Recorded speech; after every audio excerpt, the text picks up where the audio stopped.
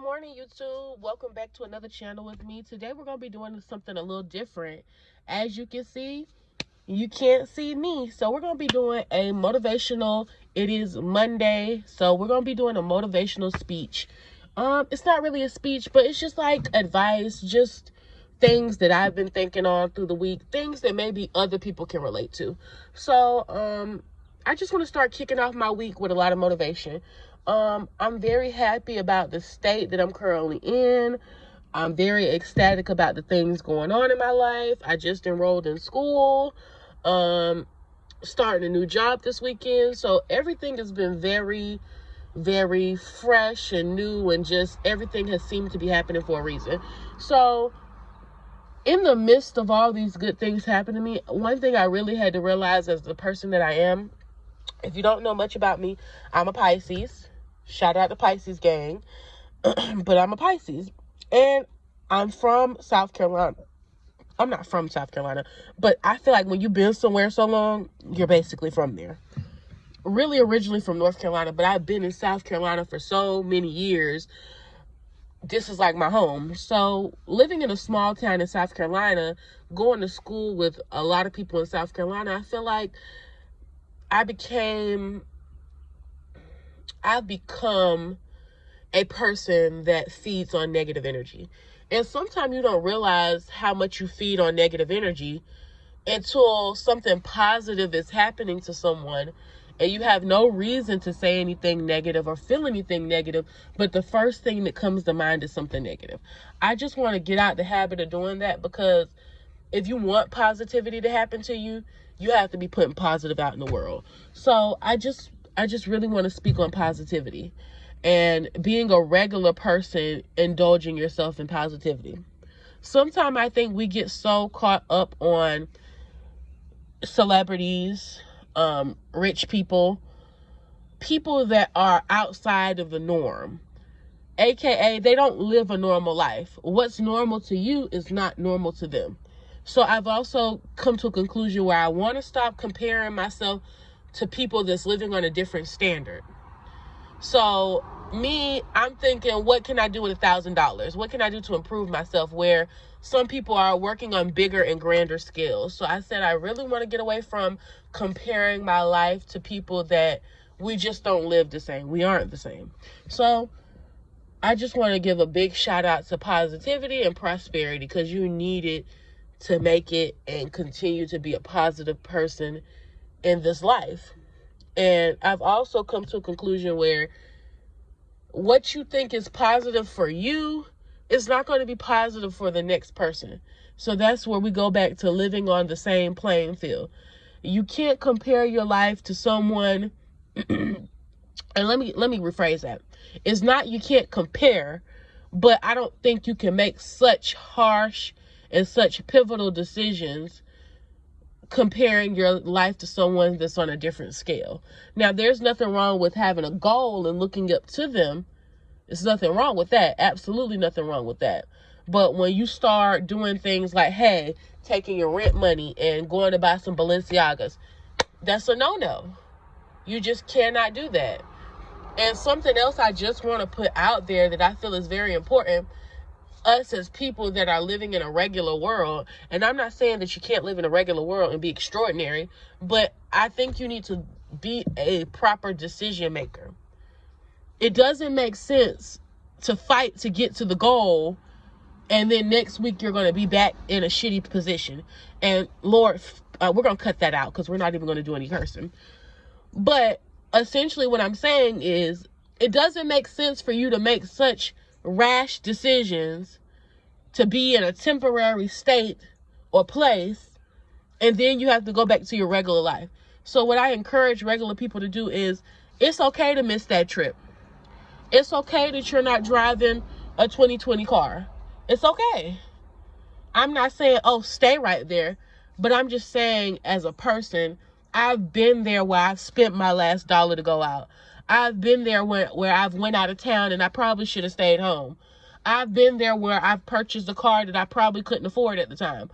But with good faith, with changing a few spending habits and a very supportive husband, we're able to live on a different standard now. I remember a time in my life where my husband smoked cigarettes, I smoked. I remember a time where we lived in the city. We don't live in the city any longer. We're actually on our second child, so big kudos to that. But essentially, when we were living in the city we wanted to live in, it was very hard for us to make it between wanting to go out, between paying bills, between, when you make good money, you don't get any help. So between paying bills, making sure you got food in the house, making sure your electricity is paid, making sure your internet's paid, making sure all the things that you need are done, it can be very rock bottom at sometimes. So I just mentioned that just to tell you guys that, hey, I've been there where I don't have $1 in my saving account. I've been there where my savings, my checking's empty. I've been there where I don't know anything about stocks or anything about investing your money in other places. And luckily, earlier this year, I was blessed where my aunt actually introduced us to Bitcoin, and Bitcoin is absolutely not a part of the bigger picture with stocks and things like that. But the point is, she introduced us to a way to save money and for your money to accumulate. And I want to mention that money has doubled, and I haven't touched that money. That's just like, I remember a point where even if I wanted to do something, I would have to call my mom or my father for stuff. And it's not that I don't reach out for help. I just don't have to reach out as often as possible. So I say all of this to say it's okay to sit at home. I don't think you're giving up on your dreams by sitting at home. But I do think when you decide to invest your last dollar just to be somewhere, just to make it somewhere, just to prove a point to someone, that doesn't mean you're necessarily meeting the goal. Sometimes it takes sacrifice. Sometimes it takes sitting at home. Sometimes it takes those things for you to reach the next level. Now, understand that there's other works that goes into it, but I'm telling you, as a person, you cannot continue to spend your last dollars, your last time, trying to go somewhere, trying to meet these goals when there are bigger goals to meet in the end. The biggest thing you can do is invest in yourself and save for the bigger picture, because it's going to be a lot of other pawns before you get to your destination. So we're just going to highlight a few of the points. Positivity, prosperity, saving, and sacrifice. That's the moral of the story today. And I'm even learning to be more consistent in my craft and the things that I want to do, because a vision with no works is nothing at all. You might as well say you're not going to accomplish what you need to accomplish. Now, something else I want to put out there. I noticed that a lot of people think things are going to fall in our laps. Like I just said, a vision with no works is not a vision at all. So if my vision is to live in Atlanta, but I don't save any money in South Carolina, then what am I to do? If my vision is to move to Virginia with my family because it's very family oriented, it's just the place that we want to be. If I'm not able to actually do what I need to do here, how can I make it in a city where the cost of living costs more? Yes, they're paying me more, but I also have to consider, hey, that apartment that's $800 here in South Carolina, it may be $1,500. And these are not actual prices, just a comparison. Because my last apartment that I did live in South Carolina was $800. It had nice amenities. It was a very nice apartment.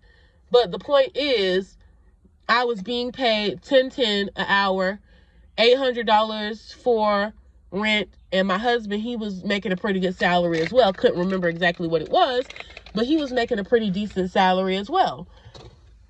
But the point being is, if we don't learn how to make it here where we currently are, I don't know where you hope to make it at. If you're not able to save, if you're not able to make rash decisions, like, that's just like, hey, I know that I want to go somewhere next week. I know that it's business important, and I know it could be a better opportunity for me. But if I spend everything I have this week, how am I going to go and do that next week? You're not going to be able to go. And if you go, you're going to go, like, I don't know if y'all remember, but All-Star Weekend, and then they had the QC, it was a QC, like, stripper party last year, or maybe year before last. It was quite some time, but All-Star was this year.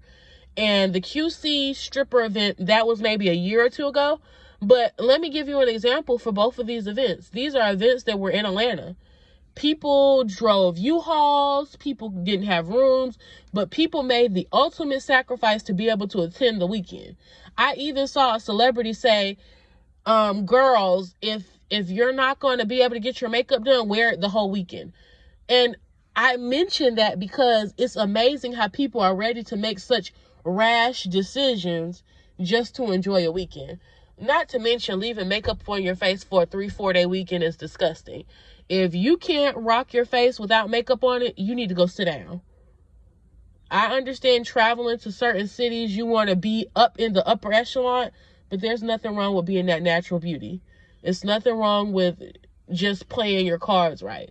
I don't think you should make an unhealthy decision just to enjoy 72-hour weekend. It's not worth it. It's just not worth it. I saw people sleeping in U-Hauls, and I'm not judging people. I'm not disputing you, because like I said early in the video, I've spent my last to go partying. I've spent my last to go out of town. So I say all of this to say I've been there. I've done that. And sometimes you could go back there. You can sometimes slip and do that. Like, I almost found myself making a rash decision, just to meet the needs of someone else. And I had to ask myself, I don't have the money to go this weekend. I have my child, I have myself, I have my husband, I have things going on, and I just can't do it.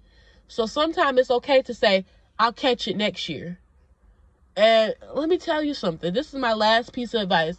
As good as you think it's going, everything is not as good as it seems. No one's going to tell you that, yeah, I went out this weekend, but my refrigerator's empty. They're not going to tell you that.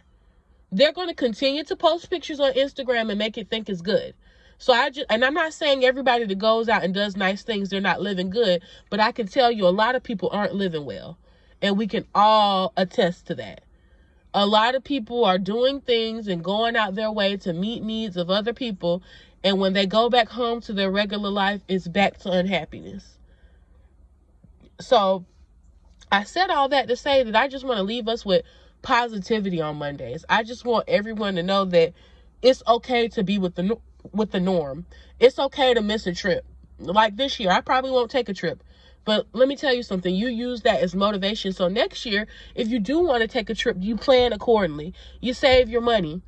If you want to do these things that are the glitz and the glamour of social media and just life, you have to put in the work, you have to save, or you'll be one of those people that you go and do things, but when you come back home, your house is not in order, you're unhappy, you don't got no food, you're worried about gas, and that's not what you want to do. You don't want to go enjoy yourself for a weekend and then you come back and then you're at zero. That's not what you want to do. That's like, ask yourself, what would Beyonce do? What would Jay-Z do? And I'm just mentioning high names because a lot of people like to compare their lives to other people. But I can assure you, none of these celebrities would spend their last. Like, I saw a great article about Gabrielle Union's husband. And I'm not big on names. I don't remember everybody's names. I remember Gabrielle Union's name because she was in Two Can Play That Game. And she's been out a minute. But her husband, he has made an astronomical amount of money. And guess what? Guess what?